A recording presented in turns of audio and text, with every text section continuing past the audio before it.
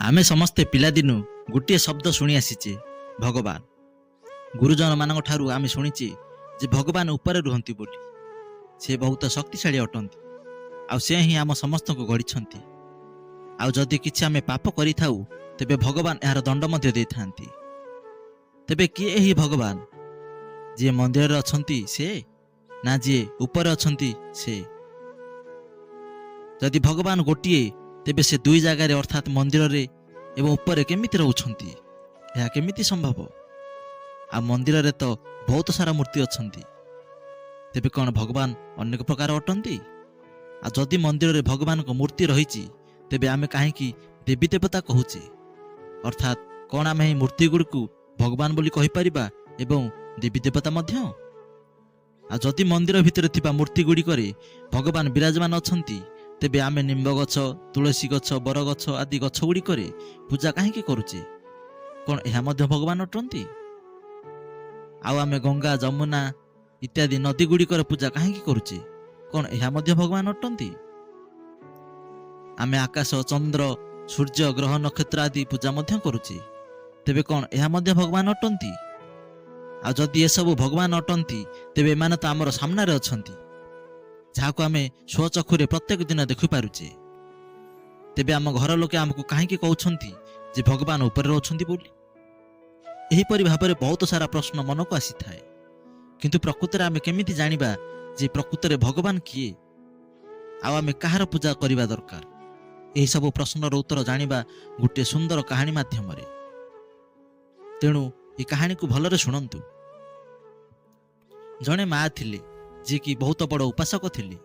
से सबुदिन मंदिर जाउथिले, सकाळु संध्यारे निज घरे मध्य ठाकुर को पूजा करुथिले। तांकर गोटे 15 वर्षर पुओटे थिला। से प्रत्येक दिन देखे जे तार माँ भगवान को पूजा करुछंती। तेणु से दिने तार माँ को पचारिला, माँ हिंदू धर्म रे एते प्रकार भगवान काहेकि अछंती, जेते बेले कि ख्रिस्टियन एवं मुस्लिम धर्म रे तो गोटे भगवान अछंती? माँ पुओ को कहिले, पुओ हिंदू धर्म रे ही समस्त भगवान अछंती, आउ एमाने ही असली भगवान अटंती। तापरे पुओ पचारिला, माँ भगवान तो गोटे हेबा कथा ना? जति एते भगवान अछंती तेबे एमानक मध्यरु मुख्य भगवान किए? किए अटंती मुख्य भगवान? जेमिति एक परिवार रो जणे मुखिया अटंती। पुओ ठारू एभली प्रश्न शुणी माँ किछि समय चुप रहिले एवं पुओ को कौनसी उत्तर दे पारले नाही। सेथिपाई माँ जेतेबेले पुओ को कहती कि पुओ चल मंदिर जीवा, सेतेबेले पुओटी मना करिदिए। आ कहे जे मंदिर गला बेले कन्फ्यूज हो जाए जे मु केउ भगवान को प्रार्थना करिबी। मोट ऊपर कहयाको गले से पुओटी भाबुथिला जे मो मंदिर गले मोर समय बर्बाद हेउची, सेथिपाई से मंदिर जीवा पई पसंद कर नथिला। आ कहउथिला जे एहाटारु भलो हेबो तो मु चर्च को चली जीबी, कम से कम गोटे भगवान को पाखरे तो मोर मन लगाई पारिबी। पुओ ठारू एभली कथा शुणी मार मन मध्य बहुत दुख हो जाए। आ से मने मने भावती जे मो पुओ नास्तिक हो गलानी। किंतु आपण जदि देखिबे यही समस्या प्रत्येक माँ पाखरे होता है। आज युवपीढ़ी आध्यात्म ठारू बहुत दूर को चली गलानी। एथिपाई अधिकांश लोक कहती, अरे छाड़ ए भगवान को कथा, गोटे जीवन तो मिली या उपभोग कर। आउ या धीरे धीरे प्राकृतिक हो गलानी।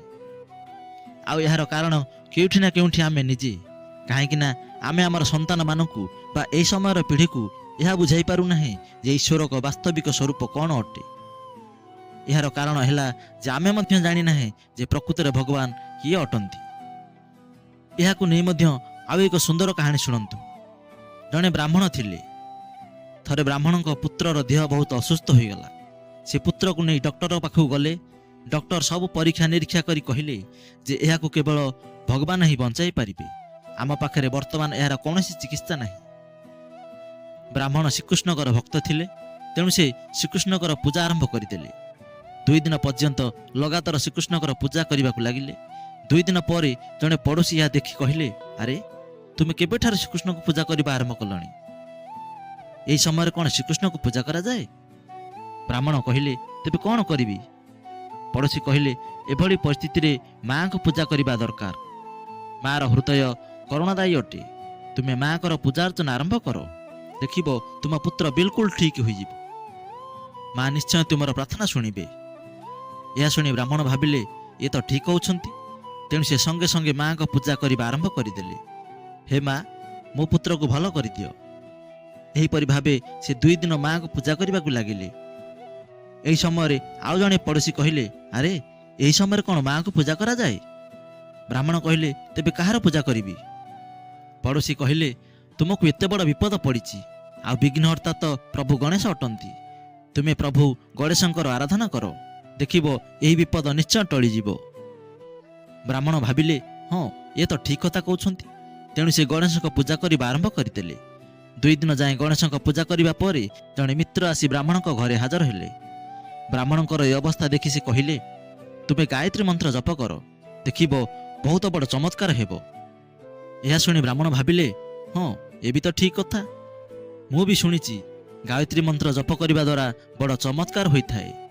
तेणु से गायत्री मंत्र जप करने आरंभ करथिले। दिने 2 दिन गला परे आउ जड़े संपर्कीय ब्राह्मणकर असुस्थ पुत्र को देखा आसिले। से सांगे सांगे कहले, एभली संकटरू केवल संकटमोचन हनुमान ही तुम पुत्र को बंचाई पारिबे। तुम्हें संकटमोचन हनुमान पूजा अर्चना कर। संपर्कीय ठारू एभली कथा शुणी से हनुमान चालीसा पाठ करने आरंभ करदेले। पुणी एमती किछि दिन चलला पर ब्राह्मण पत्नी को कही जड़े कहले जे आम गाँ को जड़े साधु बाबा आसछंती। से एमती एक विभूति देउछंती जहाद्वारा बहुत बड़ बड़ रोग मध्य भल हो जाउछि। तुम्हें तुम पुत्र को नहीं सेठाकू जाओ। यह शुणी ब्राह्मण तांको पुत्र को नहीं सेठाकू गले एवं विभूति पाई पुणी पुत्र को धरी घर को फेरी आसिले। एमिति 2 दिन गला परे तांको पुत्रर मृत्यु हो गला। किंतु एमिति काहेकि हेला? एते भगवान को तो पूजा करुथिले, एते मंत्र जपिले, तथापि केही हेले बंचाई पारले नाही। काहेकि? होई पारे तांको मनरे विश्वास ही नथिला। जी जहा कहला से सही अनुसार आरंभ कर देउथिले। यहाकू कोन विश्वास कुहाजिबो? जदि विश्वास ही एहीपरि जार कौन आधार ही नहीं, तेबे एही विश्वास रु जड़े कौन प्राप्ति करि परिबो? सेथिपाई आमे माने भगवान को स्मरण कला परे भी केउठी ना केउठी मनरे संशय रही जाए कि मु भगवान को यही कथा कहली, मो दुख जणेली, किंतु भगवान मो कथा शुणिले ना नहीं। एमिति भावना को तो केबे विश्वास कुहाजिबनी। सेथिपाई आम मंदिर रे मध्य समस्त देवादेवी को मूर्ति रखा जाए, आ समस्त को धूप दीप दे पूजार्चना करा जाए। आ कहा जाए, आपण जी सबुठारु बड़ दयाकरी मो प्रार्थना शुणु। यह तो केबे विश्वास हो न पारे। आम घरे मध्य सेहीपरि अनेक भगवान को प्रतिमा रखी पूजा करुचे, कहीं आमर कौन सी गोटे भगवान पाखे विश्वास ही नहीं। जहाँ घरे करुचे ता मंदिर रे मध्य करुचे। तेबे प्रकृत सत्य कौन? तेणु प्रकृत सत्य जानिबा निहाती जरूरी। किछि लोक कहती प्रकृति परमेश्वर अटंती, किछि लोक कहती आत्मा ही परमात्मा अटंती, किछि लोक कहती ब्रह्म ही ईश्वर अटंती, आउ किछि लोक मानती जे भगवान सर्वत्र विद्यमान अटंती। किछि लोक कहती भगवान निराकार अटंती, ना तांकर रूप अछि ना कौनसी बेश। आउ किछि लोक समस्त देवदेवता परमात्मा बोली मानि थांती। किछि लोक तो यह मध्य कहि थांती जे ईश्वर बोली कौनसी वस्तु ही नहीं। आउ जदि सତରେ भगवान अछंती तेबे प्रमाण देखाओ। तेबे आपण निजे भावंतु, जदि आमे परमात्मांकर सह जड़ित एते कथा शुणुची तेबे आमको कन्फ्यूजन हेबो ना नहीं।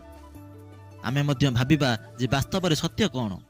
कौन एसबु सत्य अटे ना एथिरु कौनसी गोटे सत्य अटे ना सत्य आउ किछि अटे जहाको आमे आज पर्यंत बुझी पारले नहीं। किंतु सत्य तो गोटे हेबा दरकार ना, काहेकि ना ए समस्त कथा केही कहा सहित तालमेल खाऊ नहीं। कौन आपण 5 सूरदास कहानी शुणिछंती? आजर ए विषय उपरे एही कहानी बिल्कुल ठीक हेबो। कहानी किछि एही भली। थरे 5 सूरदास को कहा जाए जे आपण माने हाथी घर को जांतु एवं सेठारे जाई देखंतु जे हाथी केमितिका प्राणी।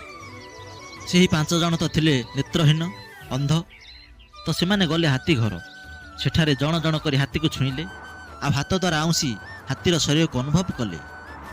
जहाँ हाथ रे हाथीर जो शरीर लगिला से हाथी को सेमिति बोली भाविला। सेमानक मध्यरु जनक हाथ रे हाथीर गोड़ लगिला। तेणु से कहला जे हाथी गोटे खंब परि अटे। जहाँ हाथ रे हाथीर पेट पिठी बाजिला से कहला जे हाथी गोटे कांथ परि। जहाँ हाथ रे हाथीर लांज बाजिला से कहला हाथी गोटे दौड़ी परि। जहाँ हाथ रे सुंड बाजिला से कहला हाथी गोटे साप परि प्राणी अटे। ଆଉ ଯାହା ହାତରେ କାନ ବାଜିଲା ତ ସେ କହିଲା ହାତୀ ଗୋଟିଏ ବିଞ୍ଚଣା ପରି। ତେବେ ଏଥିରୁ କେଉଁଟି ସତ୍ୟ? କ'ଣ ଏ ସବୁ ସତ୍ୟ ଅଟେ କିମ୍ବା ସତ୍ୟ ଆଉ କିଛି ଅଟେ ଯାହା ସେମାନେ ଦେଖିପାରିଲେ ନାହିଁ? ଏହାପରେ ଏହି 5 ସୁରଦାସକୁ କୁହାଗଲା ଯେ ଆପଣ ଯାଇ ସେଠାରେ ବସିଥିବା 6ଠ ସୁରଦାସକୁ କୁହନ୍ତୁ ଯେ ହାତୀ ଦେଖିବାକୁ କେମିତିକା ପ୍ରାଣୀ। ଏହାପରେ 5 ଜଣଯାକ ସୁରଦାସ ଜଣ ଜଣ କରି ସେହି 6ଠ ସୁରଦାସକୁ ହାତୀର ଆକାର ବିଷୟରେ କହିବାକୁ ଲାଗିଲେ। ସେମାନଙ୍କ ମଧ୍ୟରୁ ପ୍ରଥମ ସୁରଦାସ କହିଲା, ଦେଖ ଭାଇ, ହାତୀ ଏକ ପ୍ରାଣୀ ଅଟେ ଯିଏ ଏକ ଲମ୍ବା ଲମ୍ବା ଖମ୍ବ ପରି ଅଟେ। ଏହାପରେ ଦ୍ୱିତୀୟ ସୁରଦାସ କହୁଛି ଯେ ହାତୀ ଏମିତି ଏକ ପ୍ରାଣୀ ଅଟେ ଯାହାର ଶରୀର ସିଧା କାନ୍ଥ ପରି ହୋଇଥାଏ। ତୃତୀୟ ସୁରଦାସ କହିଲା, ଦେଖ, ହାତୀ ଏକ ଏମିତି ପ୍ରାଣୀ ଯାହାର ଶରୀର ଦଉଡ଼ି ପରି ଅଟେ। ଚତୁର୍ଥ ସୁରଦାସ କହିଲା, ହାତୀ ଏକ ମୋଟା ସାପ ପରି ଅଟେ। ଏବଂ ପଞ୍ଚମ ସୁରଦାସ କହିଲା, ହାତୀ ଏକ ବଡ଼ ବିଞ୍ଚଣା ପରି ହୋଇଥାଏ। ଜଣକ ପରେ ଜଣେ ହାତୀର ଏଭଳି ବର୍ଣ୍ଣନା କରିବା ଦ୍ୱାରା 6ଠ ସୁରଦାସ ଏଥିରୁ କ'ଣ ବୁଝିବ? ସେ ହାତୀର ଶରୀରକୁ କେମିତି ବୋଲି କଳ୍ପନା କରିବ?